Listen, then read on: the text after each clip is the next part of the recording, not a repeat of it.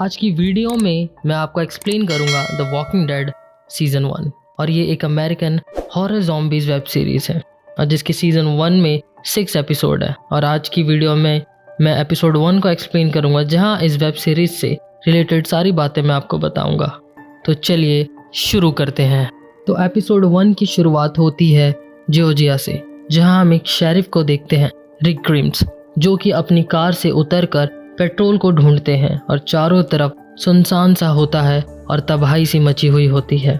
फिर अचानक से उन्हें एक छोटी बच्ची दिखाई देती है और उसे देखकर ऐसा लगता है जैसे वो एक ज़ॉम्बी में बदल गई है। फिर वो बच्ची रिक के तरफ बढ़ती है, तभी रिक उसे हेड पर शूट कर देता है और वो बच्ची वहीं मर जाती है।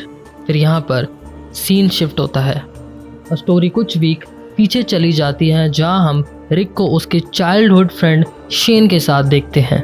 तभी सडनली उन्हें एक इमरजेंसी कॉल आती है और वो एक कार को फॉलो करते हैं जिसमें एक क्रिमिनल होता है और वो क्रिमिनल और पुलिस में फायरिंग का सीन होता है। तभी अचानक से रिक को गोली लग जाती है जिससे वो घायल हो जाता है।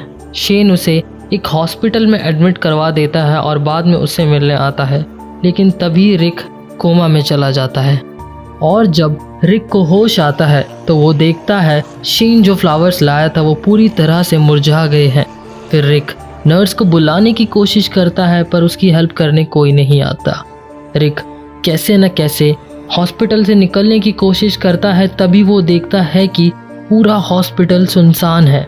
फिर अचानक से रिक को एक डेड बॉडी दिखाई देती है और उस डेड बॉडी को देखकर ऐसा लग रहा था जैसे किसी ने उसे खाया हो। रिक वहाँ से निकलने की कोशिश करता है, तभी उसे हॉस्पिटल के वॉल्स पर ब्लड्स के निशान दिखाई पड़ते हैं। रिक को एक डोर नज़र आता है जो कि लॉक्ड होता है और उस डोर पर कुछ लिखा हुआ होता है, डोंट डेड ओपन इनसाइड। और डोर के पीछे से कुछ आवाज़ आ रही थी और ऐसा लग रहा था जैसे कोई डोर को खोलने की कोशिश कर रहा था।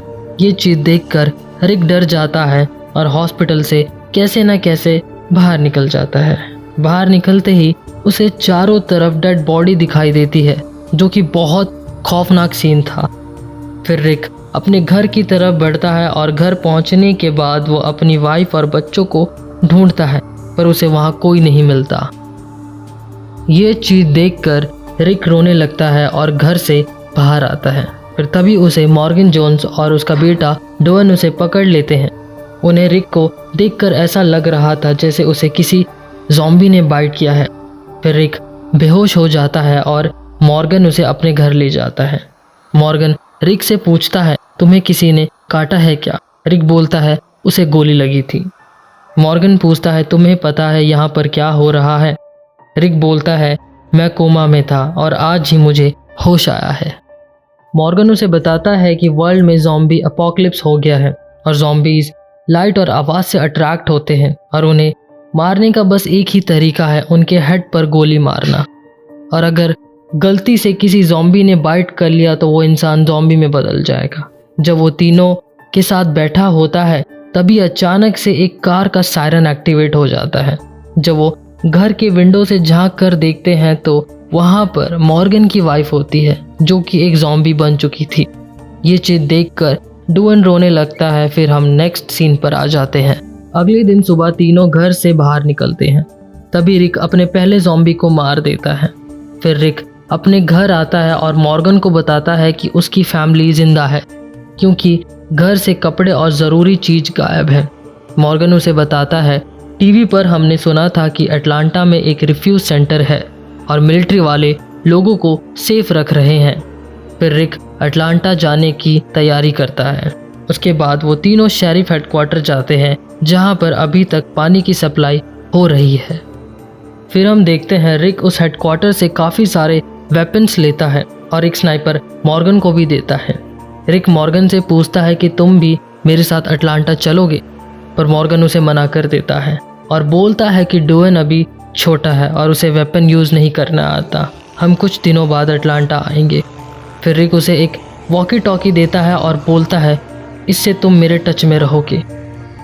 फिर रिक अटलांटा के लिए निकल जाता है और दूसरी तरफ मॉर्गन अपनी घर की विंडो से ज़ॉम्बी को शूट करने लगता है ताकि उसकी वाइफ आवाज़ सुनकर यहाँ आ जाए। क्योंकि मॉर्गन अपनी वाइफ को ज़ॉम्बी में बने हुए नहीं देख सकता, इसलिए वो शूट करके अपनी तकलीफ दूर कर सकता है। फिर मॉर्गन की वाइफ उसके घर के सामने आ जाती है, लेकिन मॉर्गन उसे शूट नहीं कर पाता और रोने लग जाता है। फिर यहाँ पर सीन शिफ्ट होता है और रिक रेडियो पे कांटेक्ट करने की कोशिश करता है और उसका सिग्नल कोई ग्रुप ऑफ सर्वाइवर सुन लेता है जो कि अटलांटा सिटी के बाहर छुपा हुआ है। और इस ग्रुप में काफ़ी सारे लोग होते हैं, इंक्लूडिंग शेन, लॉरी और रिक का बेटा कार्ल भी है, जो कि बिल्कुल सेफ है और इन्हें ये नहीं पता कि रेडियो पर रिक है। फिर अचानक से सिग्नल टूट जाता है।